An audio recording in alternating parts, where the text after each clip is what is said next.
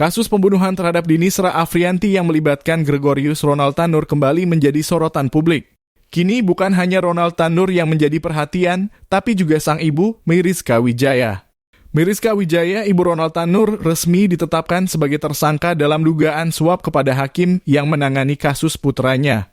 Kejaksaan Agung melalui tim penyidik Jaksa Agung Muda Bidang Tindak Pidana Khusus menetapkan Miriska sebagai tersangka pada Senin 4 November 2024. Miriska diduga menyuap Majelis Hakim Pengadilan Negeri Surabaya sebesar 3,5 miliar rupiah agar Ronald Tanur divonis bebas. Awalnya Miriska memberikan 1,5 miliar rupiah, lalu menambah 2 miliar rupiah setelah putusan vonis bebas dijatuhkan. Dalam proses suap ini ada 3 hakim yang disebut-sebut menerima uang tersebut, yaitu Rintuah Damanik, Mangapul, dan Hari Hanindyo. Pengacara Lisa Rahman berperan sebagai perantara antara Miriska dan para hakim ini. Miriska diketahui sebagai istri dari Edward Tanur, seorang mantan anggota DPR dari Partai Kebangkitan Bangsa sekaligus pengusaha.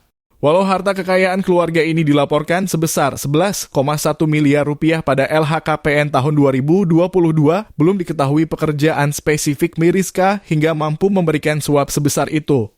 Menariknya, Kejaksaan Agung menyebut bahwa Edward Tanur mengetahui niat Miriska untuk menyuap hakim, tetapi tidak mengetahui detail jumlah uang yang diberikan.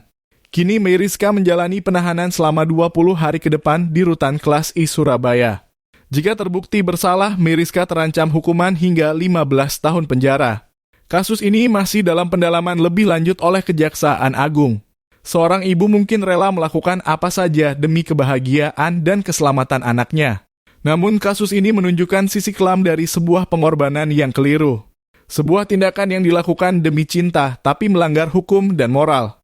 Seorang ibu yang rela mengambil risiko demi anak memang menyentuh hati, namun dalam kasus ini, kita melihat bahwa jalan yang ditempuh menjadi salah. Ada batas-batas dalam pengorbanan, terutama ketika melibatkan tindakan melanggar hukum dan norma. Miriska kini harus menanggung konsekuensi dari pengorbanan yang ia pilih, termasuk ancaman 15 tahun penjara.